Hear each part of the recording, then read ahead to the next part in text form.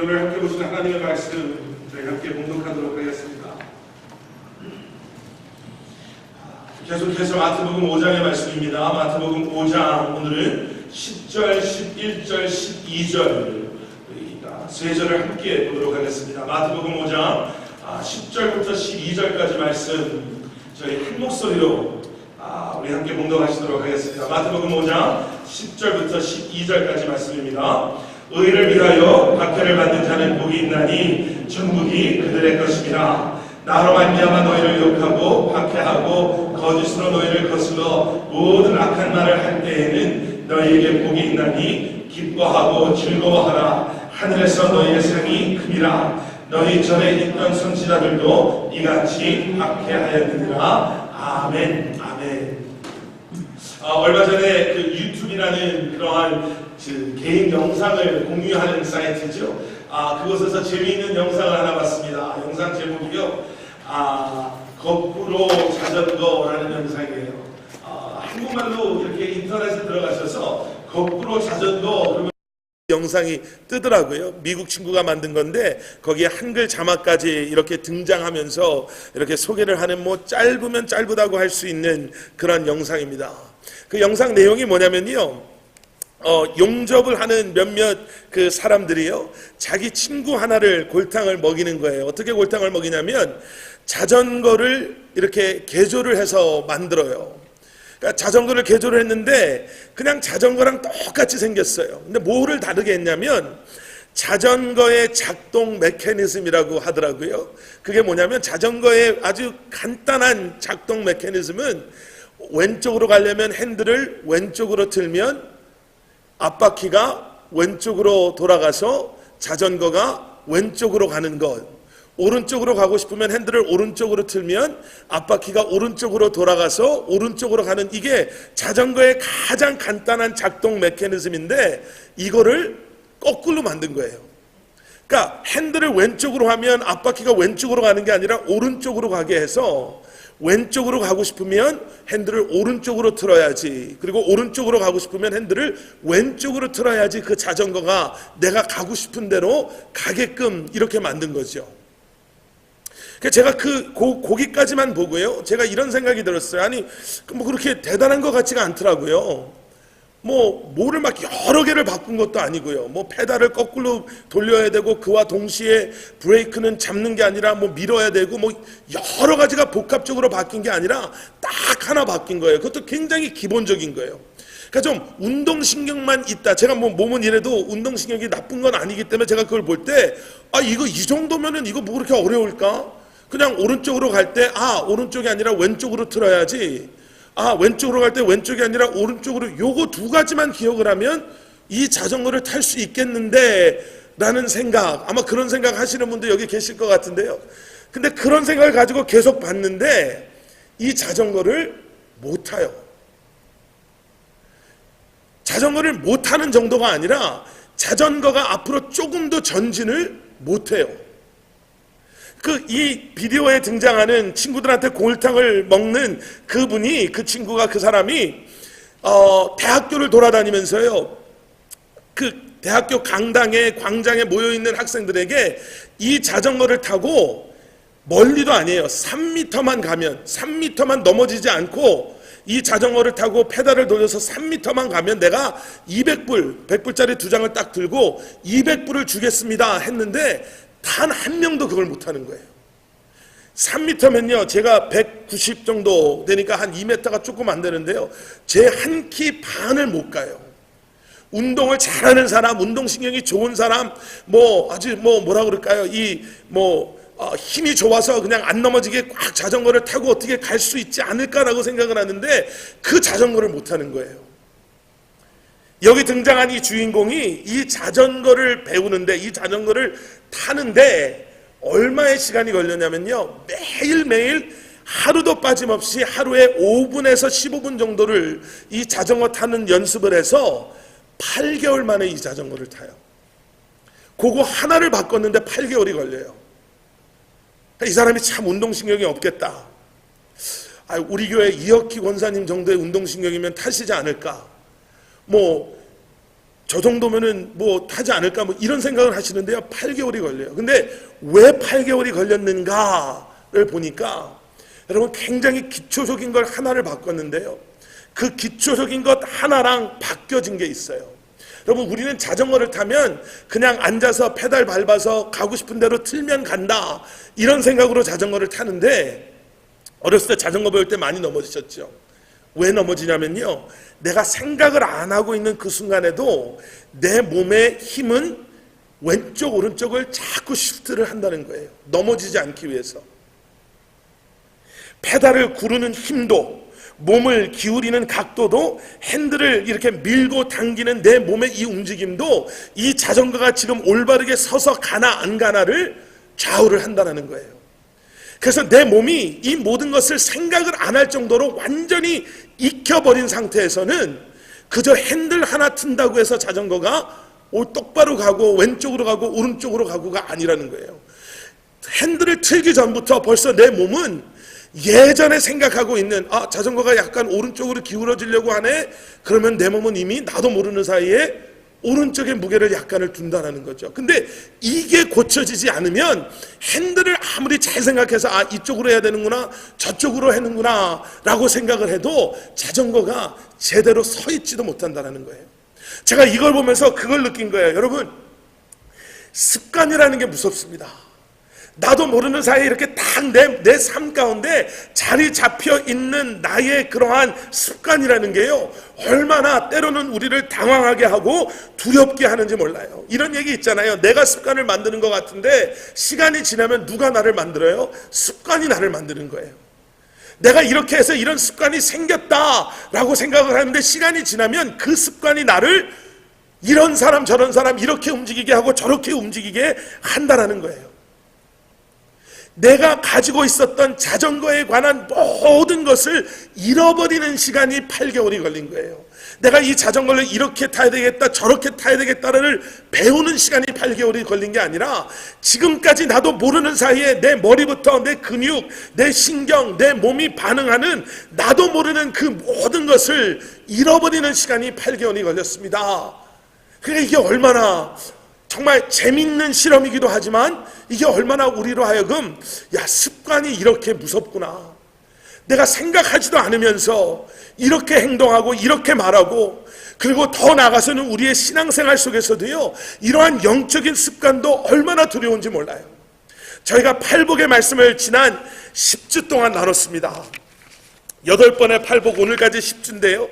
그 전에 이제 2주 동안을 예수님의 산상수훈에 대해서 메시지에 대해서 말씀을 나누면서 제가 그런 말씀 드렸어요. 여러분, 팔복의 말씀은 이렇게 하면 우리가 천국 갑니다의 말씀이 아니라 내가 온유해져야 되겠구나, 내가 의에 굶주리는 것 이게 뭔지는 모르겠지만 내가 이렇게 살아야지 내가 천국 가는구나가 아니라 이미 천국을 허락받은 우리는 이런 삶을 살아야 되는 거예요. 하나님의 나라를 이미 경험하고 내 삶의 주인 되시는 예수 그리스도가 내 마음의 보좌에 앉으셔서 더 이상 내가 내 삶의 주인이 아니라 예수님이 내 삶의 주인이십니다라고 고백한, 나는 구원받은 예수 그리스도의 제자고 나는 천국의 소망을 가지고 살아가는 그러한 하나님의 사람입니다라고 고백한다면 우리 안에 어떠한 역설적인 믿음의 고백이 있어야 되냐면요, 하나님, 나 가난하지만 괜찮습니다. 나 지금 애통하지만 그래도 괜찮습니다. 내가 지금 너무너무 힘들고 아프지만 하나님, 이미 하나님의 나라가 내 삶에 임해서 그 나라의 비밀을 나에게 보여주신 하나님께서 이제는 도래할, 완전히 임할 하나님의 나라를 소망하며 살아가는 나에게는 오히려 이것이 축복입니다. 왜요? 세상의 그 방법대로 안 살고 있잖아요. 사람들 눈에는 엉뚱하게 보이지만 이제는 우리가 이전에 세상에서 가지고 있었던 습관들을 복음의 말씀으로 말미암아 씻어냄으로 말미암아 세상 사람들과 다른 모습으로, 세상 사람들은 힘들 일 있으면 누군가를 원망해야 되고 컴플레인을 해야 되고 정말 포기해야 되고 모든 것을 그냥 다 버려버려야 되는 것 같은 그러한 것이 당연한 것처럼 세상 사람들이 살아가는데, 오히려 우리는 그 순간에도 누구도 뺏어갈 수 없는 예수 그리스도의 내 삶의 주인 되심, 그 진정한 기쁨과 감사함, 천국의 소망, 구원의 확신을 가지고 내가 그 순간에도 살아갈 수 있음이 하나님 축복입니다 라고 고백할 수 있는 것, 이러한 역설적인 말씀을요 예수님께서 선포하세요. 그리고 우리는 그러한 말씀 가운데 반응하며 살아가야 될 줄 믿습니다. 오늘 보신 마지막 8번째 말씀이요, 어쩌면 그러한 역설적인 예수님의 말씀, 이 팔복의 말씀 가운데 어떻게 보면 하이라이트와 같은 거예요. 정말 이해가 안 되는 거예요. 거꾸로 돼야지 맞을 것 같은, 지난주에 말씀드린 것처럼요, 하나님, 아니 이게 좀 반대로 된 게 아닙니까? 하나님의 나라가 임한, 이제는 하나님을, 내가 예수님 믿겠다라고 내가 고백했으니까 이제는 나한테 어려운 일이 일어나야 되는 게 아니라 좋은 일들이 일어나야 되는 게 아닙니까? 라고 말하고 싶은 우리에게요, 8번째 복은 무엇을 이야기하냐면 의를 위하여 박해를 받는 자는 복이 있다라고 말씀하세요. 의를 위해서 박해를 받는 게 복이 있대요. 의를 위해서, 의를 위한다면 우리가 박해를 받는 게 아니라 축복을 받고 의를 위해서 살아갈 때 정말 우리의 계획의 삶이 형통할 것입니다. 그게 축복입니다. 하나님은 그러한 축복을 우리에게 허락하십니다라는 그런 말이 맞는 것 같은데, 박해를 받는 게 복이 있대요. 11절에 나가서 뭐라고 말씀하세요? 나로 말미암아, 예수 그리스도로 말미암아 너희를 욕하고 박해하고 거짓으로 너희를 거슬러 모든 악한 말을 할 때에는 너희에게 복이 있나니. 12절 말씀 함께 읽겠습니다. 시작. 기뻐하고 즐거워하라. 하늘에서 너희의 상이 큼이라. 너희 전에 있던 선지자들도 이같이 박해하였느니라. 여러분, 힘든 일 있을 때 혹시 그런 고백하신 적 있습니까? 너무 좋은데요, 하나님. 막 몸이 아프고요, 일이 계획대로 안 풀어지는데, 여러분 혹시 여러분들 가운데서는 yes, 드디어 하나님, 아니요, 이게 이 자전거가 거꾸로 가는 것보다 훨씬 어려운 삶의 고백이에요. 자전거 거꾸로 가는 게 8개월 걸렸다면 이거는 8년이 걸려도 여러분 이 고백이 나올까요? 우리 입에서 그런 고백이 나올까요? 8년 교회를 하루도 안 빠지고 다닌다면 과연 그 안에서 우리에게 이러한 고백이 나올까요? 8년 교회를 다녀보니까 아픈 게 좋은 거더라, 힘든 게 좋은 거더라, 이 고백이 나올까요? 오늘 성찬을 통해서, 오늘 찬양을 통해서 여러분 우리가 그 고백했어요. 8년 노력해서 이런 고백이 나오는 게 아니라 예수 그리스도를 우리가 인격적으로 만나면요, 그 비밀이 우리 안에 임하게 되는 축복을 누려요. 하나님, 나 힘들게 살게 해주세요, 이런 관점이 아니라요, 어려움이 있어도, 박해를 받아도, 교회 다닌다고, 여러분 한국이 이제 추석이잖아요.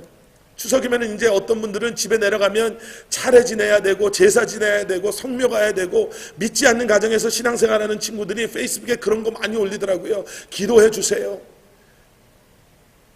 영적 전쟁의 시작입니다, 뭐 이런 거예요. 힘든 건 힘든 거예요.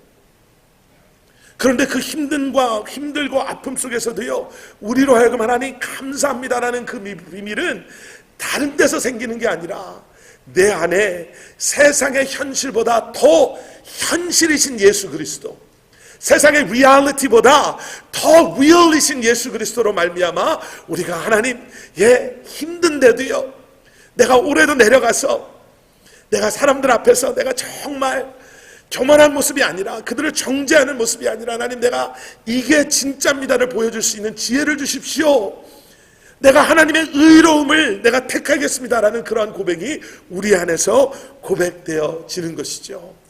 2가지만 말씀드리고 말씀을 마무리하겠습니다. 그러면 여기서 우리가 알아야 되는 것 2가지가 있어요. 박해, 왜 우리가 박해를 받을까? 그리고 우리 생각에 그런 생각이 있잖아요. 아니 뭐 박해라고 해봐야 내가 뭐가 그렇게 힘들까? 미국에서 교회 다니는 게 뭐가 그렇게 힘들까? 그런데 여러분, 우리가 잘 아는 요한복음 3장 16절의 말씀 뒤에 나오는 말씀, 요한복음 3장 16절이 우리가 너무 익숙해서요, 그 뒤에 말씀이 잘 기억이 안 나잖아요. 요한복음 3장 16절, 하나님이 세상을 이처럼 사랑하사 독생자를 주셨으니 이는 그를 믿는 자마다 멸망치 아니하고 영생을 얻게 하려 하심이라. 아멘. 우리가 그 말씀 너무 잘 알잖아요. 요한복음 3장 17절에는요, 그러한 하나님의 이 땅을 이처럼 사랑하사 그 마음이 어떻게 이 세상에 드러났는가를 보여줘요. 17절, 하나님이 그 아들을 예수 그리스도를 세상에 보내신 것은 세상을 심판하려 하심이 아니요 그로 말미암아 세상이 구원을 받게 하려 하심이라. 그를 믿는 자는 심판을 받지 아니하는 것이요 믿지 아니하는 자는 하나님의 독생자의 이름을 믿지 아니함으로 벌써 심판을 받은 것이니라. 여러분, 지금 제가 드리는 말씀 잘 이해하셔야 돼요. 여러분, 사람이 영원히 지옥에 가는 것은 죄 때문이 아닙니다. 잘 이해하셔야 돼요. 뭐 때문이죠? 예수님을 몰라서 그러는 거예요.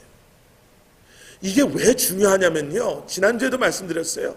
예수님 옆에 죽는 강도가 어떻게 그 한마디 얘기해가지고 어떻게 천국 갑니까? 그게 어떻게 공평합니까? 우리 더 나가서 그런 어리석은 얘기하는 사람들 있잖아요. 나도 살고 싶은 대로 다 살다가 죽기 바로 전에 그러면 나도 교회 다니고 세례받고 그러고 나도 천국 가는 게 낫겠네. 아니요, 죄 때문에 지옥 간다고 보면 그렇게 좀 성경적이지 않은 얘기를 할 수가 있어요. 왜 지옥에 가요? 예수님 몰라서 가는 거예요. 11월 19일 날 우리가 믿지 않는 이웃들, 가족들 초청할 거예요. 근데 우리가 그들이 교회에 오고 안 오고를 떠나서요, 한 명도 안 올 수 있어요. 그런데 우리가 한 달 동안 누군가를 위해서 기도하고 그들이 예스를 하건 노를 하건 우리가 초청하는 그 주일 저녁에 오고 안 오고를 떠나서 그분들 삶 가운데 마음 가운데 예수 그리스도의 복음이 선포가 된다면요, 그리고 우리가 전해야 되는 복음이 바로 예수 그리스도예요. 교회를 소개하는 것도 아니고요, 잘 살자라는 것도 아니고요, 아무리 잘 살아도, 아무리 도덕적으로 윤리적으로 흠없이 살아도, 아무리 누구에게도 정말 신세지지 아니하고 피해주지 아니하고 살아도 예수님 모르면 그의 영혼은 똑같은 거예요. 그리고 반대로 말하면 이거죠. 여러분, 우리가 천국 가는 건 예수님 없이는 가능하지 않아요. 우리의 예수 그리스도가 없는 우리의 아이덴티티는 뭐라고 말씀드렸죠? 죄예요, 죄. 그냥 법 없이도 잘 사는 착한 사람 아니요. 다른 종교에 심취해서 정말 그 종교를 통해서 어떻게 해서든지 구원을 받으려고 하는 아니요. 정말 착한 사람, 좋은 사람 아니요. 예수 그리스도가 없는 우리의 정체성은 죄입니다. 그래서 예수님이 이 땅에 오세요. 그리고 19절 말씀 보니까 이렇게 나와요. 그 정죄는 the verdict is 이러고 나오는 거거든요. 마치 판사가 재판을 통해서 결정을 내리는 것은 이것이니 곧 빛이, 요한복음 8장에서는 이 빛을 예수님께서는 예수님이 그 빛이라고 말씀하시잖아요. 예수님이 세상에 왔으되 사람들이 자기 행위가 악함으로 빛보다 무엇을 더 사랑합니까?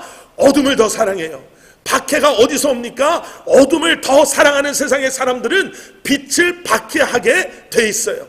그 뒤에 뭐라고 나와요? 악을 행하는 자마다 빛을 미워하며 빛으로 오지 아니하나니 이는 그 행위가 드러날까 하며. 박해가 어디서 옵니까? 제가 일부 예배 때 제가 이렇게 말씀드립니다 하고 저를 포함해서 일부 예배 오신 성도님들께 이렇게 말씀드렸거든요. 오늘 지금 2부 예배도 마찬가지예요. 여러분, 우리가 박해가 없는 삶을 산다는 것은 한번 우리가 어떠한 삶을 살고 있는지 돌이켜볼 수 있어야 돼요. 어둠은 여기 말씀, 그건 제 생각이 아니고요, 그냥 요한복음 말씀, 우리가 좋아하는 3장 16절 뒤에 나오는 말씀이에요. 악을 행하는 자는 빛을 미워해요. 그렇게 돼 있어요. 여기 나와 있잖아요. 왜요? 그들의 행위가 드러날까 봐, 죄가 드러날까 봐. 어쩌면 이 시대에 절대 진리가 없습니다. 내가 원하는 게 좋은 거고 내가 잡는 게 진리고 나한테 이게 진리라고 말하지 마십시오라고 하는 그들에게 저는 말씀이 진리라는 게 거기서 증명된다고 생각해요. 왜요? 말씀이 선포되면 얼마나 싫어하는지 몰라요.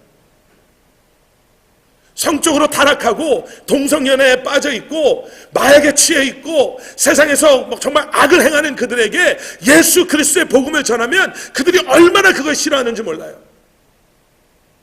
그러면 빛 대신 예수 그리스도가 내 삶의 주인 되시고 내 삶의 목적이 빛 대신 예수 그리스도를 선포하는 삶을 이 어둠이 있는 세상에서 살아간다면 리지스턴스는 있어야 되죠. 다시 오늘 보신 말씀으로 돌아가면요, 잘 읽어보시면 여러분, 박해를 우리는 너무 극단적으로만 생각하거든요. 근데 11절에 보면 뭐라고 나오냐면요, 나로 말미암아 너희를 욕하고 박해하고 거짓으로 너희를 거슬러 악한 말을 할 때에는, 여러분 지금 여기서 말하는 박해는요, 그냥 우리가 말하는 순교, 핍박, 나는 누구 때문에 맞았습니다, 죽었습니다, 이게 아니라요. 여러분, 우리가 이 땅에서 정말 복음대로 살면요, 우리 때문에 바더되는 사람들이 있어야 돼요. 제가 중고등부 때 우리 유스그룹을 참 재밌게 보냈거든요. 그 친구들과 다 이제 뿔뿔이 흩어졌는데, 얼마 전에 페이스북으로 그런 메시지가 떴어요. 리유니언 한다고. 벤셀럼 한인연합 감리교회 중고등부 리유니언 한다고. 그래서 저도 반갑잖아요. 친구들인데 뭐하고 사는지도 궁금하고. 그래서 메시지를 보냈어요. 언제 어디서 모이냐고. 나도 갈 수 있으면 가겠다고. 그랬더니 저한테 메시지가 하나 왔는데요. 목사님은 안 오시는 게 좋다고, 편하다고. 그래야지 우리가 의도한 대로 놀 게 아니냐고 잘렸어요. 네.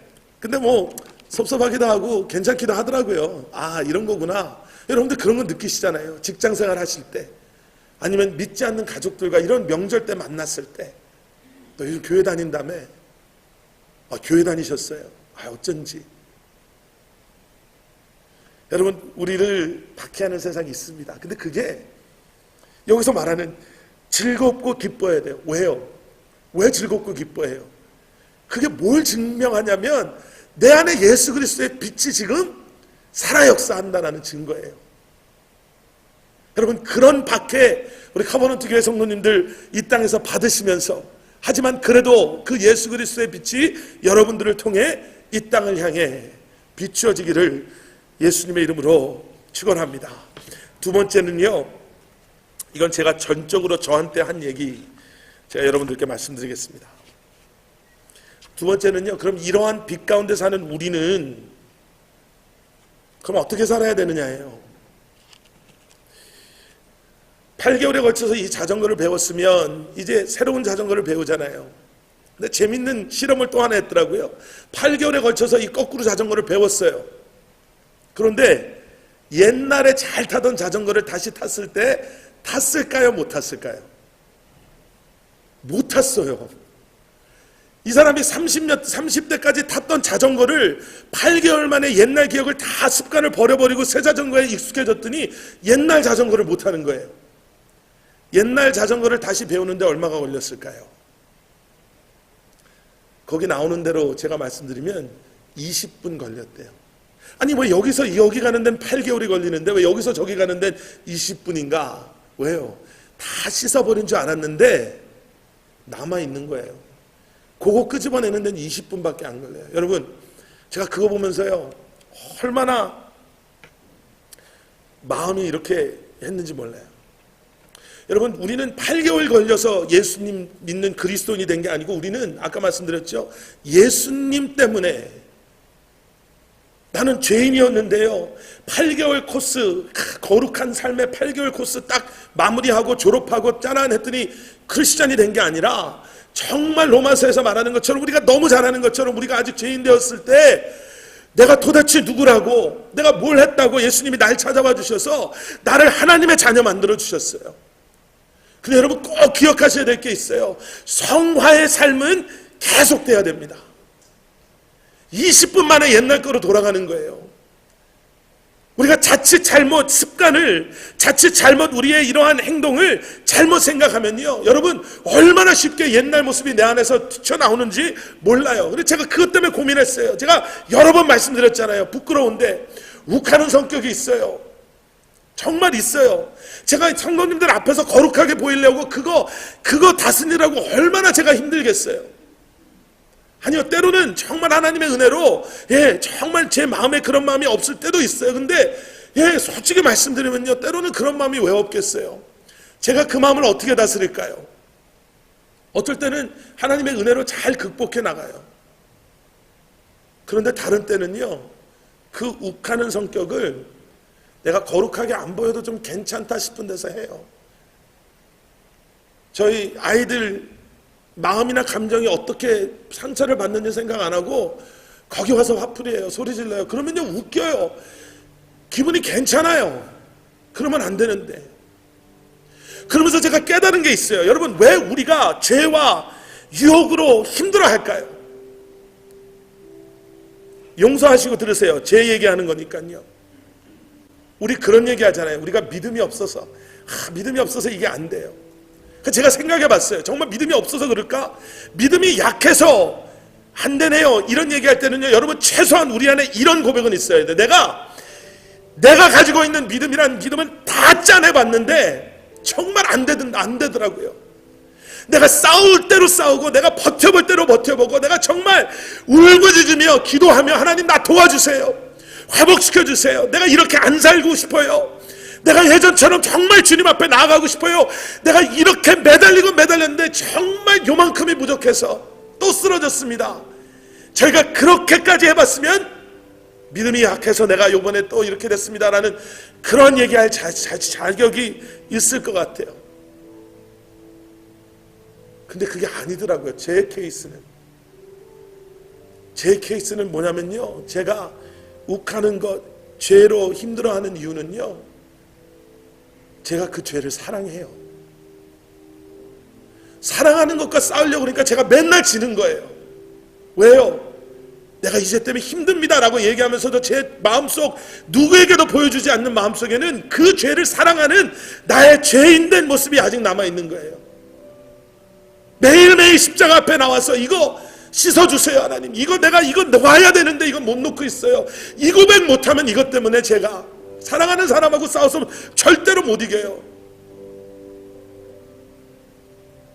엘리야나가 저하고 싸우면 누가 이길까요? 제가 걔보다 이만큼 큰데 제가 져요. 엘리야나 그 전화에 나오는 그 비디오 못 보게 하려고 얼마나 싸웠는지 몰라요. 뺏어보고 너 무섭게. 그러면 걔가 아내 입술을 이렇게 딱 내밀고요, 눈썹 딱 밑에 어떻게 그렇게 딱 하고 눈물 딱딱딱 흘리면서 아빠 한마디면 끝난 거예요. 거기선 졌어요. 제가 끝난 거예요. 사랑하는 것, 사랑하는 사람과는 절대로 싸워서 못 이겨요. 그러면 여러분, 의를 위해서 박해받는 사람들은요, 내가 오늘 뭐랑 싸울까를 찾아야 되는 게 아니라 하나님, 내가 하나님보다 지금 더 사랑하는 게 뭐가 있습니까? 그러면 매달리셔야 돼요. 하나님, 내가 이것보다 그냥 입술로 하나님을 더 사랑합니다라고 얘기하는 게 아니라 하나님, 내가 하나님을 더 사랑하는, 그래서 내가 이것을 싸워서 이길 수 있는 그러한 믿음을, 그러한 사랑하는 하나님을 향한 사랑을 내게 허락하여 주시옵소서. 팔복의 말씀이 어느 정도 마무리가 되지요. 오늘 두 가지 말씀드렸어요. 빚 때문에 우리가 박해를 받습니다. 여러분, 마태복음 팔복 말씀 바로 뒤에 13절 14절 가면 무슨 말씀 나오시는지 아시지요? 예수님이 그냥 생각나는 대로 말씀을 막 던지시는 게 아니에요. 이렇게 말씀하시고, 내가 빚 때문에 빛을 싫어하는 세상 사람들로 말미암아 너네가 박해받을 거다 얘기하시고, 바로 뒤에 나오는 게 너희는 뭐예요? 빛과 소금이다 얘기하세요. 그럼 박해를 받고 사는 게 우리에게 향하신 하나님의 계획하심이 맞습니다. 그리고 천국의 비밀, 천국을 이미 소유한 우리는 그러한 상황 속에서도 기쁨으로, 즐거움으로, 때로는 외롭고 힘들더라도, 때로는 너무너무 지치더라도 하나님을 사랑하는 그 마음, 예수 그리스도의 십자가의 그 본질에서 벗어나지 않는 믿음의 그 마음으로 이 땅에서 살아갈 수 있을 줄 믿습니다. 시간이 많이 됐습니다. 우리 다 자리에서 일어나셔서 제가 마무리 기도하고 축도하고 오늘 예배 마칠 텐데요. 여러분, 제가 기도하지만 여러분들 마음속에 결단함이 있으시는 그러한 시간이 되기를 바랍니다. 함께 기도하시겠습니다. 사랑의 아버지 하나님, 감사합니다. 의를 위해서 박해를 받는다라는 것이 저 멀리 있는 무슬림권 나라에서, 저 멀리 있는 공산주의 나라에서 숨어 예배하다가 잡히는 그러한 그리스도인들이 받는 고통과 아픔과 죽음으로만 생각했습니다. 그러나 하나님, 빛 대신 예수 그리스도가 내 안에 살아계심으로 말미암아 어둠 가운데 살고 있는 우리는 당연히 예수 그리스도로 말미암아 박해를 당하고 조롱을 당하고 고통과 아픔을 당하는 것이 우리의 삶의 모습인 것을 기억하게 하여 주시옵소서. 그럼에도 불구하고 주님을 내가 사랑하는 그 마음이 그 어떠한 어려움보다 내가 타협하지도 포기할 수도 없는 그 마음임을 기억하게 하셔서 이번 이 한 주간도 주님, 하나님의 자녀들로서 이 땅에서 부끄럽지 않는 아버지 하나님, 천국을 소유하고 천국을 소망하며 살아가는 그러한 우리 한 사람 한 사람 되게 하여 주시옵소서. 오늘 예수 그리스도의 희생과 사랑과 십자가를 기억하며 기념하며 떡과 포도주스를 마신 우리가 하나됨의 은혜를 경험하게 하시고 이 땅에서 주님을 기억하며 그 부르심에 순종하며 나아가는 삶을 살게 하여 주시옵소서. 이제는 우리를 사랑하셔서 십자가에 죽으시고 부활하신 예수 그리스도의 은혜와 하나님 아버지의 무한하신 사랑과 매 순간마다 우리의 연약함 속에서도 우리에게 힘주시고 능력 주셔서 우리로 하여금 승리케 하시는 성령 하나님의 동행하심이 사랑하는 커버넌트 교회 성도님들과 가정마다 우리에게 허락하신 일터와 우리에게 허락하신 기업 위에 그리고 주님의 몸된 교회 위에 이제로부터 영원토록 함께 하시기를 간절히 축원합니다. 아멘.